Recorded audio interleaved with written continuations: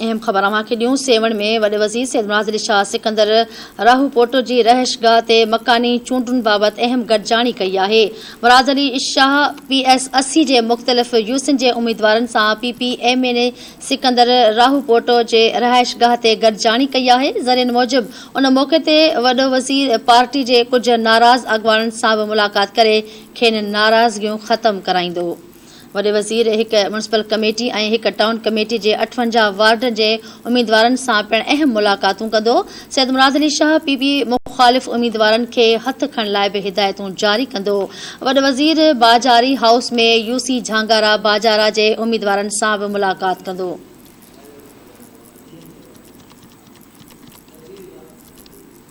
एक भेरो ॿीहर अव्हांखे आगाह कंदा हलूं। सेवण में सिंध जे वॾो वज़ीर सैयद मुराद अली शाह सिकंदर राहूपोटो जी रहाइशगाह ते मकानी चूंडुनि बाबति अहम गॾिजाणी कई आहे।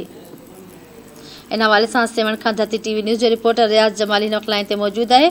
जी रियाज़, कहिड़ा तफ़सील आहिनि?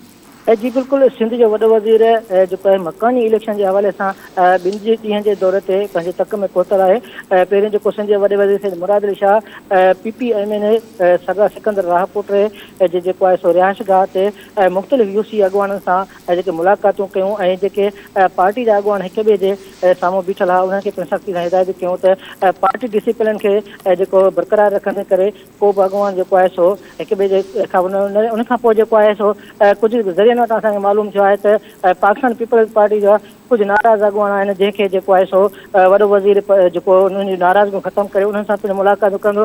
हिन वक़्तु जेको आहे सो सिंध जो वॾे वज़ीर जे बाजारी हाउस सेवाण में जेको आहे सो UC बाजारा, UC झांगारा, UC चन्ना ऐं ॿिया जेके मुख़्तलिफ़ UC आहिनि उनजी पिणु जेको आहे सो या सिटी सेवण में जेके 12 वार्ड आहिनि म्यूनिसिपल जे हवाले सां उते जेको आहे सो जेको उतां जे उम्मीदवारनि खे ऐं सियासी अॻवाननि खे ऐं जेके वोट उतां जा चङा मुड़ुस आहिनि उन्हनि खे जेको आहे सो घुराए करे उन्हनि सां हिकु हिकु करे मुलाक़ात करे ऐं उन्हनि जा जेके शिकायतूं आहिनि उहे ॿुधी रहियो आहे ऐं इहो बि यकीन ॾियणु कयो आहे त जेके असांजा मसइला आहिनि उहे जल्द जेको आहे सो हल कया वेंदा। उनखां पोइ जेको आहे सो सिंध जो वॾो वज़ीर मुराद अली शाह शाम जो जेको आहे सो UC बाजारा ऐं UC झांगारा जो पिणु दौरो कंदो। जी ठीकु आहे, वॾी महिरबानी तफ़सील जे लाइ।